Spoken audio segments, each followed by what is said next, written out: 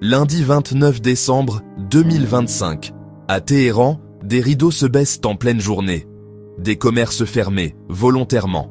Un geste rare, mais lourd de sens. La colère monte dans la capitale iranienne. En toile de fond, un chiffre qui fait vaciller tout un pays. Le rial s'effondre. Encore. Une chute brutale, accélérée depuis le rétablissement des sanctions internationales par l'Organisation des Nations Unies en septembre dernier. Quand la monnaie plonge, le quotidien explose. Lait, pain, médicaments, vêtements. Tout augmente, parfois du jour au lendemain. Pour beaucoup d'Iraniens, faire ses courses est devenu un calcul permanent, parfois impossible. Officiellement, l'inflation dépasse 52% sur un an. Sur les marchés, la réalité est plus brutale. Certains produits ont doublé, voire triplé. Les commerçants n'osent plus vendre.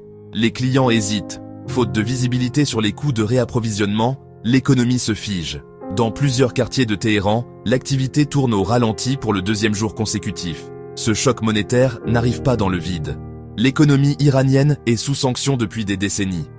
Mais en septembre 2025, un seuil a été franchi. Les nouvelles sanctions de l'ONU, liées au dossier nucléaire, ont fortement limité les exportations, notamment de pétrole. Moins de devises, un rial encore plus faible, et une confiance qui s'évapore. Pour un pays dépendant de ses revenus énergétiques, l'impact est immédiat. Les commerçants réclament des décisions urgentes sur le taux de change et une stratégie économique lisible. Beaucoup dénoncent une gestion floue, des annonces sans effet sur leur réalité quotidienne. Face à la montée de la tension, le président Massoud Pezeshkian a appelé le gouvernement à écouter les revendications qu'il qualifie de légitimes. Un signal politique, pour l'instant, sans traduction concrète. Sur les réseaux sociaux, le ton se durcit. Ras-le-bol économique, peur d'une crise sociale durable. Dans un pays où le pouvoir d'achat s'érode depuis des années, la patience s'amenuise. La question est désormais frontale. Jusqu'où le rial peut-il encore chuter? Et sans lever des sanctions, le pouvoir a-t-il les moyens de stopper l'inflation? À Téhéran, l'économie n'est plus abstraite. Elle se lit sur des rideaux fermés.